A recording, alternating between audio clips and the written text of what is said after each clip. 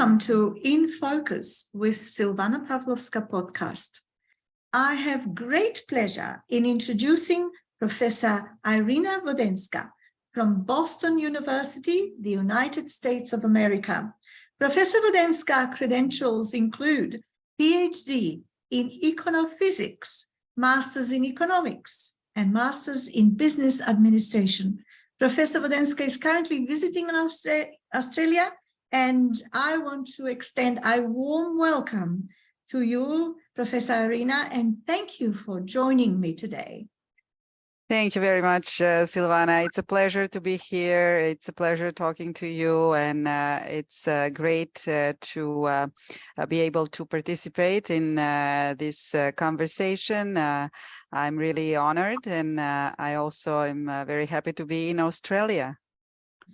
Could you please provide some background information on your professional experience and education and the reasons why you are currently in Australia?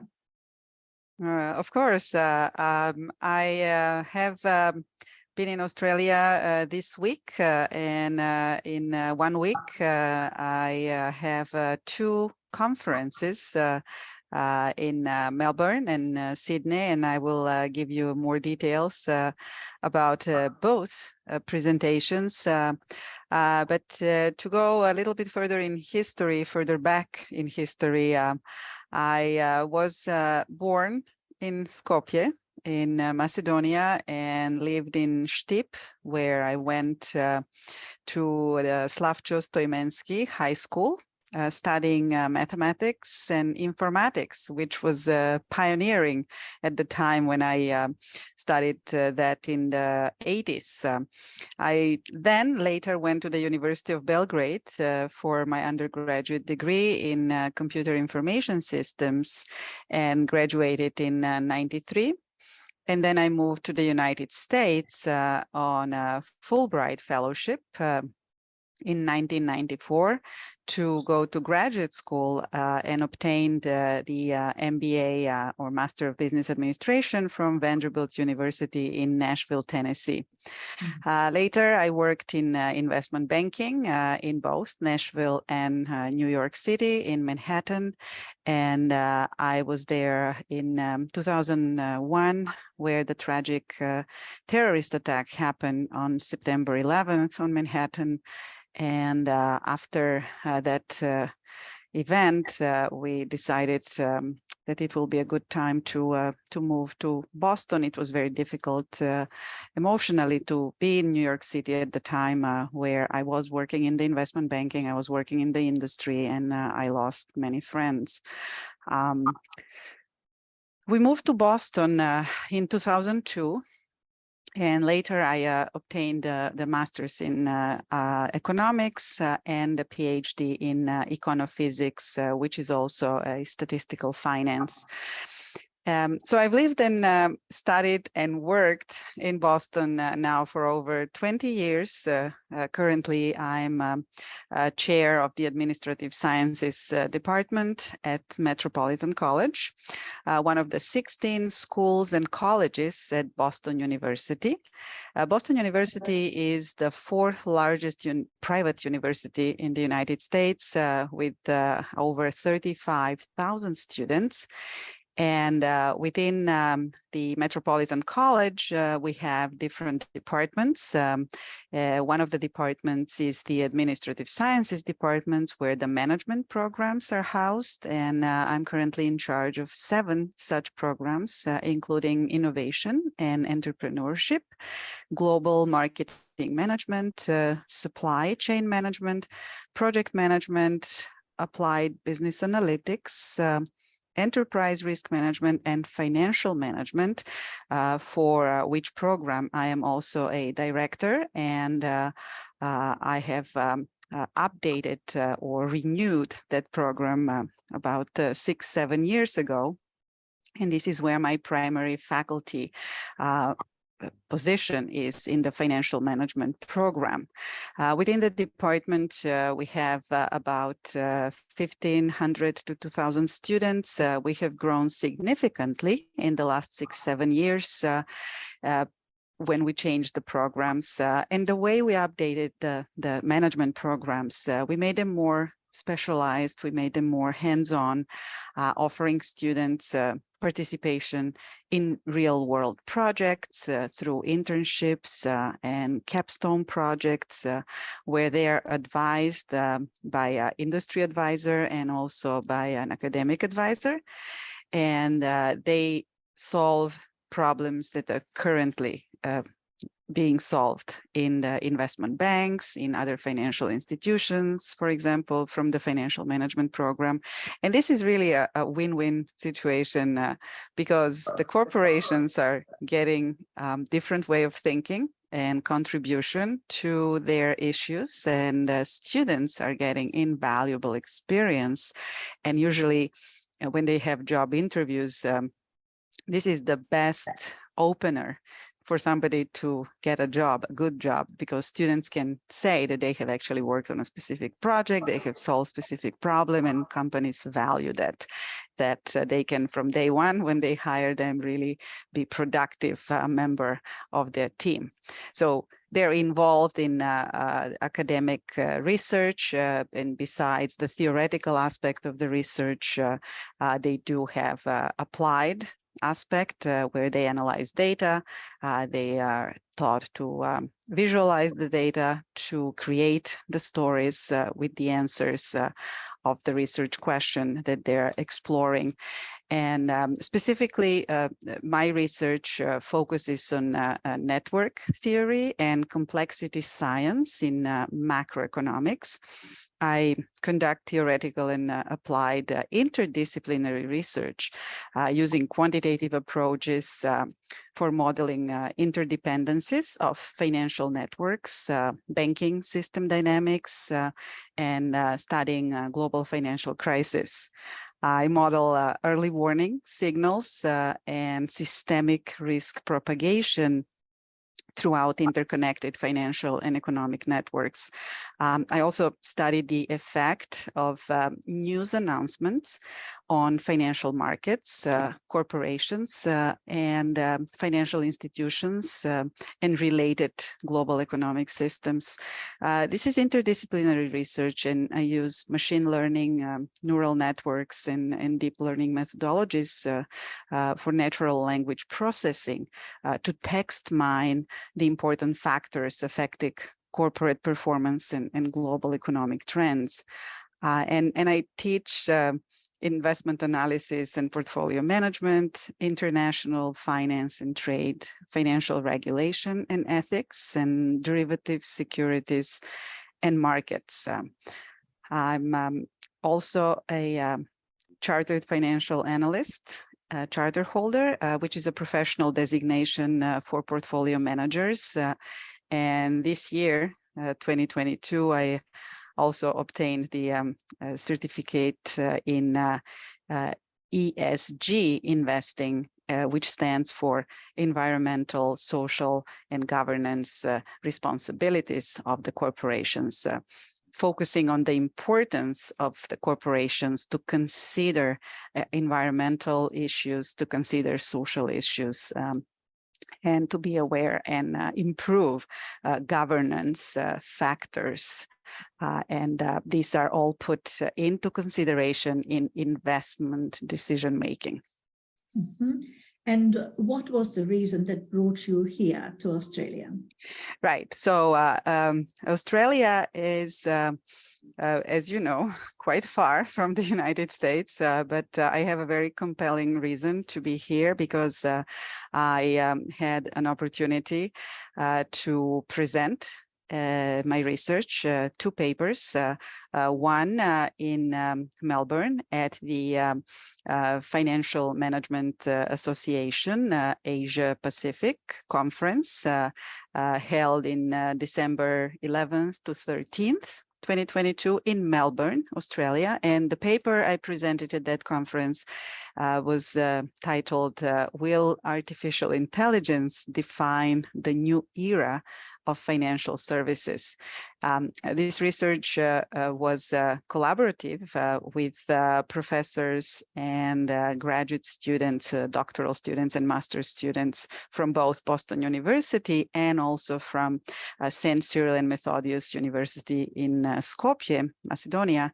And we have long-lasting research collaboration with the university, namely with the FINCI, the Faculty of Computer Science and Engineering, but also we have contacts with the Economic Institute in Skopje as well. So this was Melbourne in the first half of the week, and then I quickly transferred to Sydney for the second part of the week, and the other conference where I presented a paper yesterday is the traditional Australasian Finance and Banking Conference. And this is organized by the University of New South Wales, the business school at the university.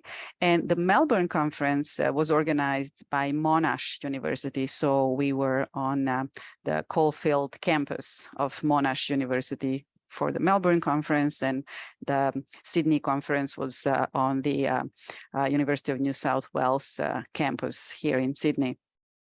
And the paper that I presented in Sydney is on the role of renewable energy in sustainable economic growth. And we looked into European countries, both old and new Europe, meaning to understand whether there are differences in how the old European countries, namely the countries who were part of the European Union for longer, or the new European countries that joined the European Union after 2004, 2005, 6, and 7, and until these days, how they approach using renewable energy, how the using renewable energy versus using non-renewable energy affect economic growth.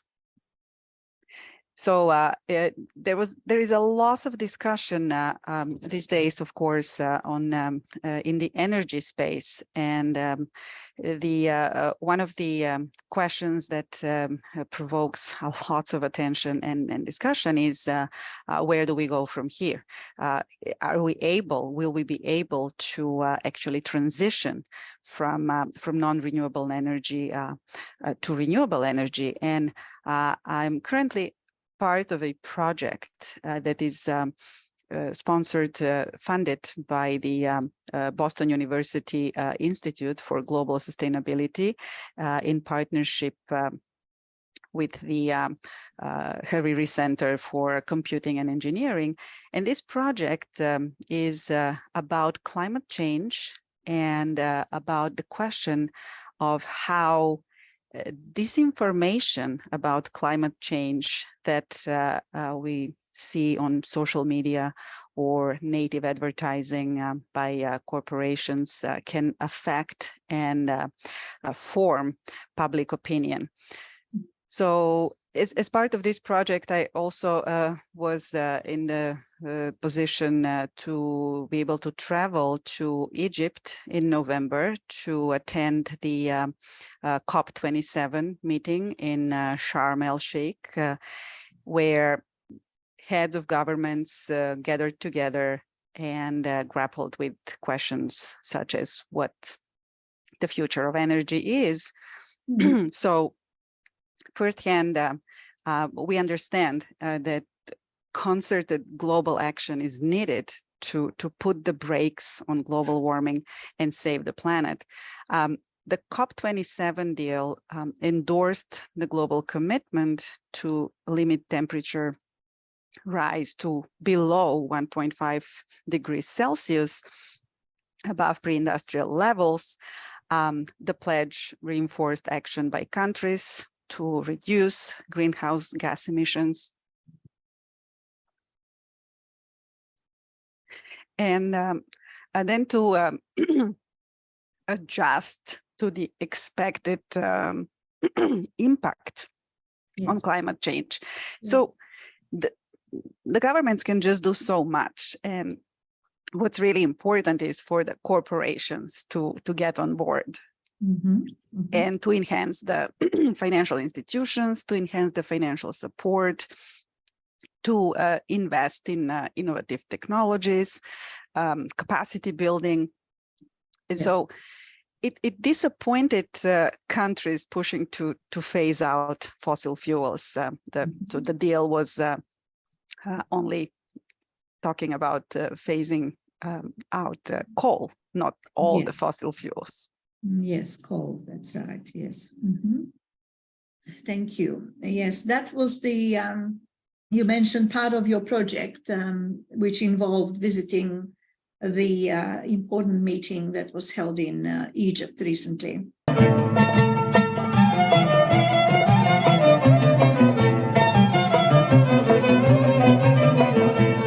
And may I please now ask you, how does your experience and expertise in investment banking inform the curriculum for your university's graduate programs in financial management?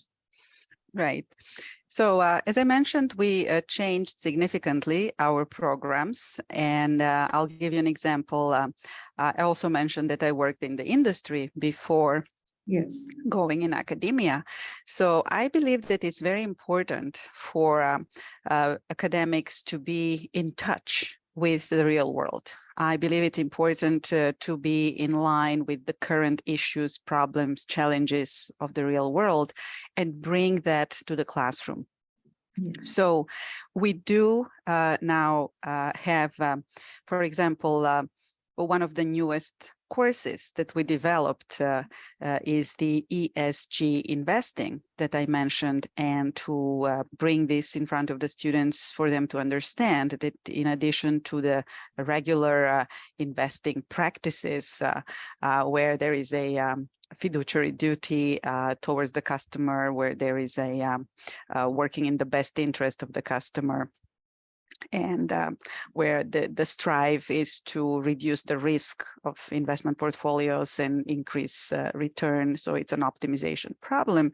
In addition, not only that the shareholders are looked after, but also corporations now have responsibilities to make important efforts to be good for their environment, to be good for their workers, to be very good stewards in governance. So they are more than one stakeholder, so to speak. So this holistic way of investing is something that we are introducing in the program.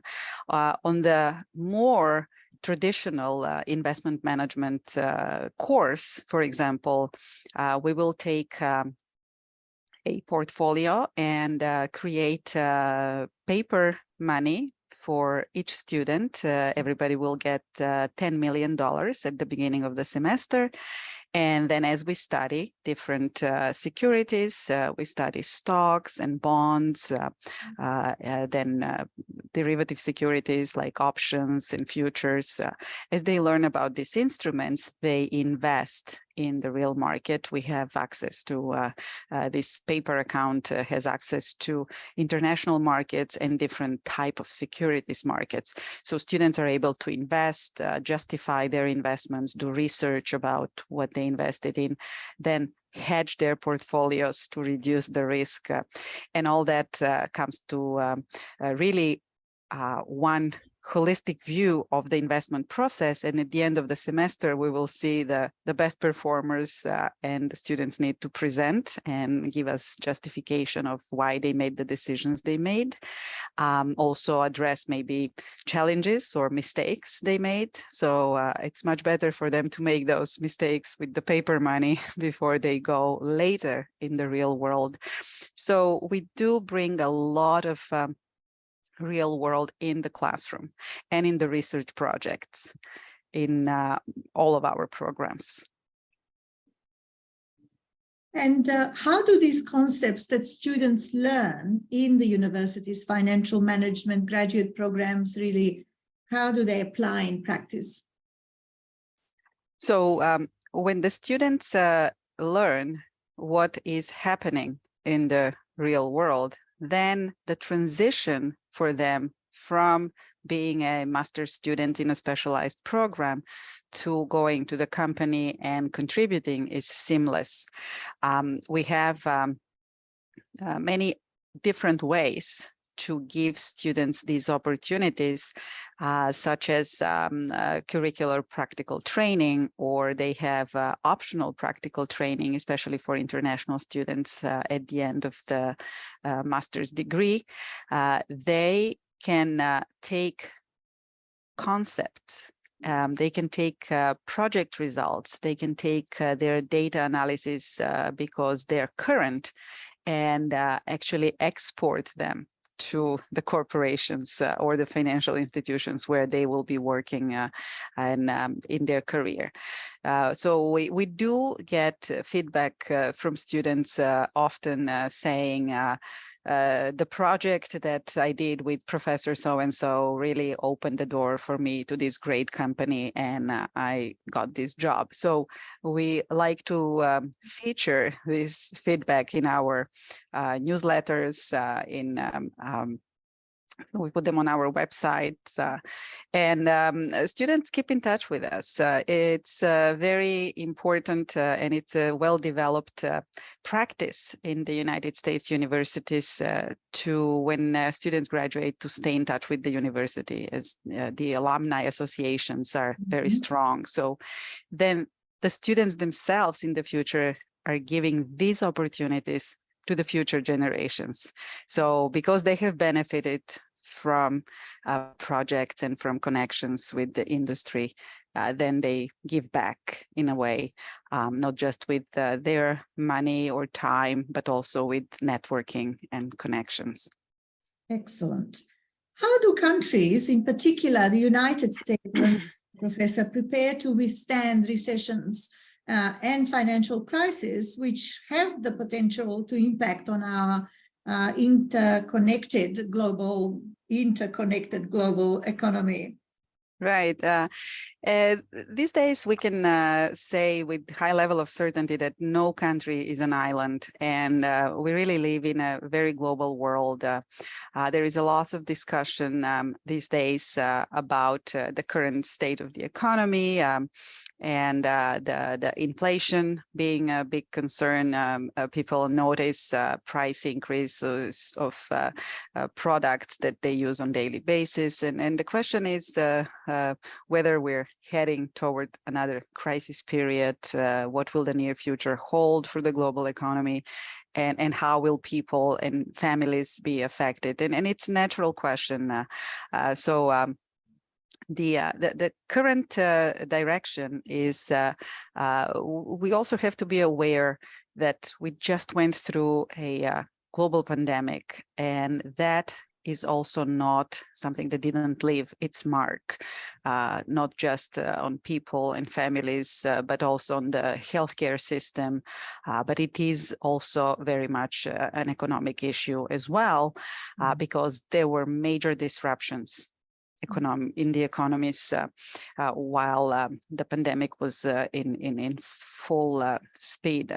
So even though now we are getting out of it, and we see that people are recovering, we are still seeing the lingering effects of something called long COVID, and people may have certain lingering musculoskeletal issues, or they may have some mental issues like depression or anxiety, and they don't necessarily feel ready to go back to the workforce. So these is all connected, and right now with the inflation, the job of the central banks is really to bring back the stability or the faith in the economic growth, and they have been increasing the interest rates. For example, the U.S. Federal Reserve raised its benchmark interest rate by half a percentage point on Wednesday, but that increase followed 4 other increases by 3/4 of a point.